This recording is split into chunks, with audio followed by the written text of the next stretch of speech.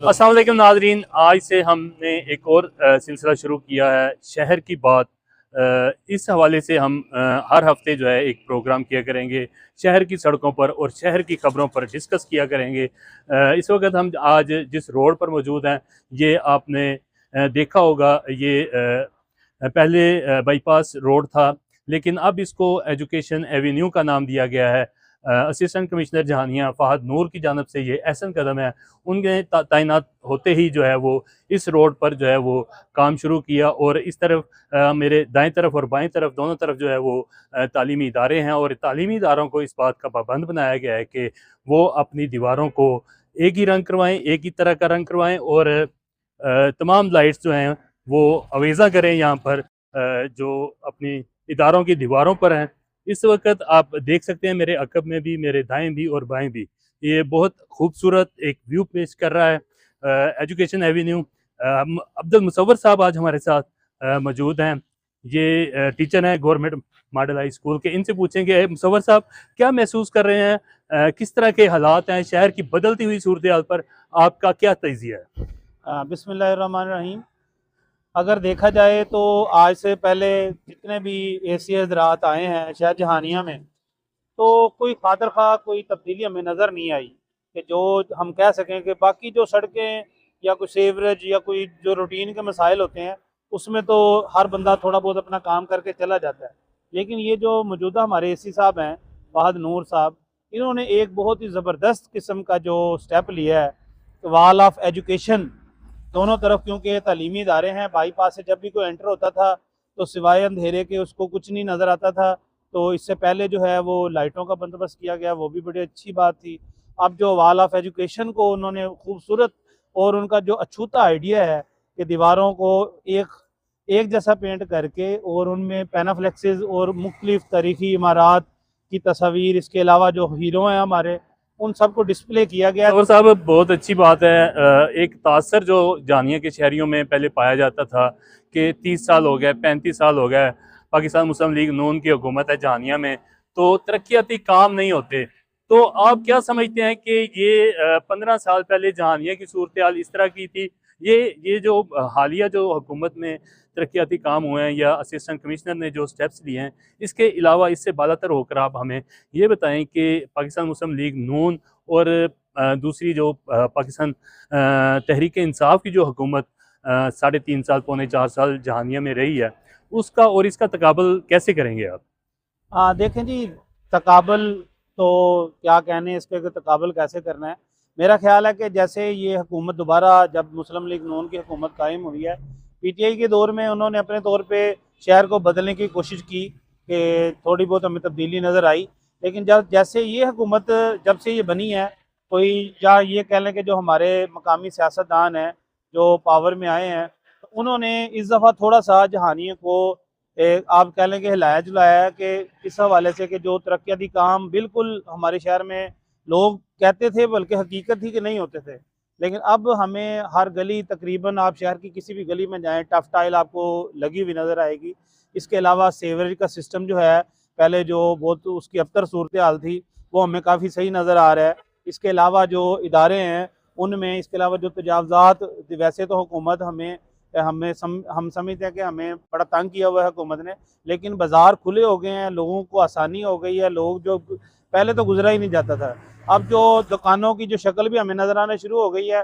ये सारे काम मिलजुल के हमें लगता है कि शहर में कोई ना कोई तब्दीली जो है वो अंगड़ाई ज़रूर ले रही है।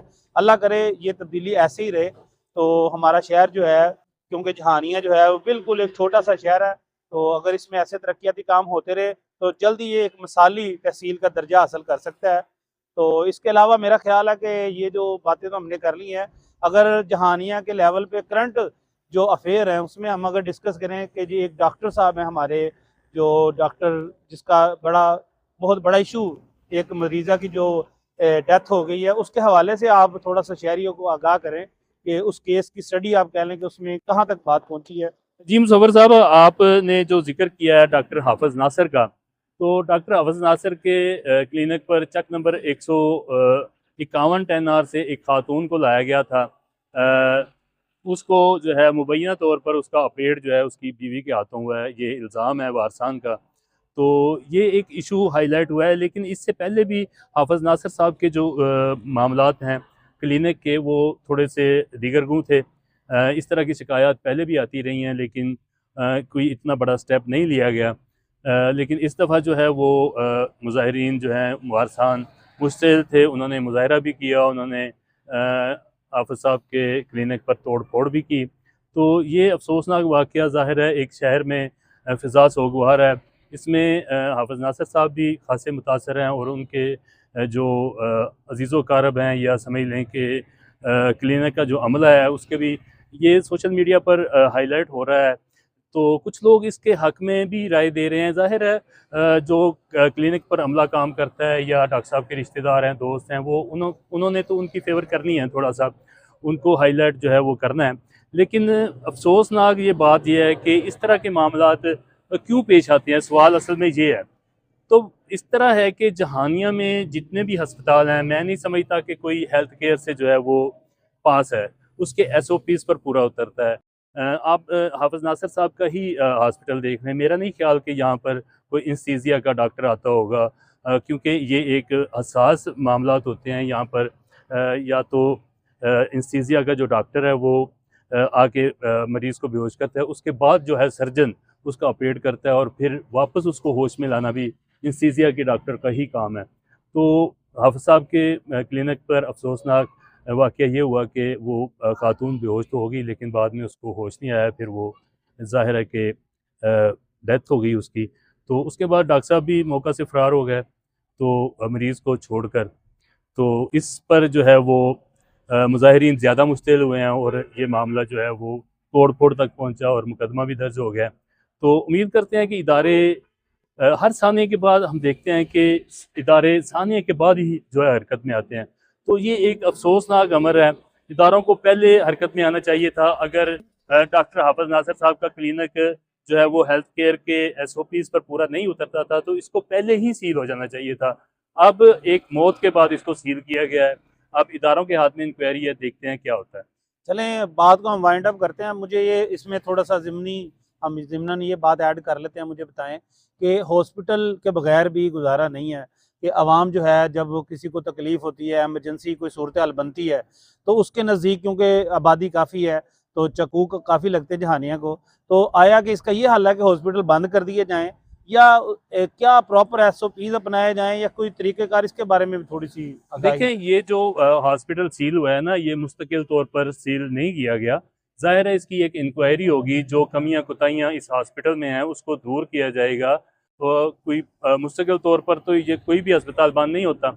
ये एसओपीज़ पर काम करे, हेल्थ केयर के म्यार पर पूरा उतरे, उसके बाद ये अपना काम करे, इसमें कोई हर्ज नहीं है।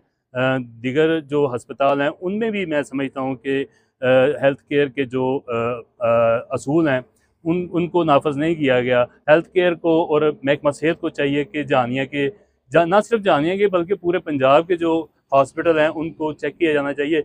मैं यहाँ पर एक और बात बता दूँ कि हमारा जो टीएचक्यू हॉस्पिटल है, ये भी कोई इतना बड़ा कोई ख़ास हॉस्पिटल नहीं है। यहाँ पर भी मरीज़ों को मुश्किलात होती हैं, डॉक्टर्स नहीं हैं, अद्वियात नहीं हैं। तो इस तरह के मामलात सरकारी अस्पतालों में भी हैं। तो ये सबको जो है वो बेहतरी की ज़रूरत है, और बेहतरी की गुंजाइश जो है वो हर वक़्त मौजूद होती है। चलें जी, आज का प्रोग्राम इधर ही हम ख़त्म करते हैं। ये शहर की बात के नाम से इंशाल्लाह ये प्रोग्राम हर हफ़्ते आपको ये नज़र आया करेगा। इसमें कोई भी आपको कोई ऐसा मसला, कोई जो आप समझते हैं कि जिसको उठाया जाना, जिसके मुतालिक आवाज़ उठाई जानी चाहिए, तो आप नीचे कमेंट्स में बयान कर सकते हैं।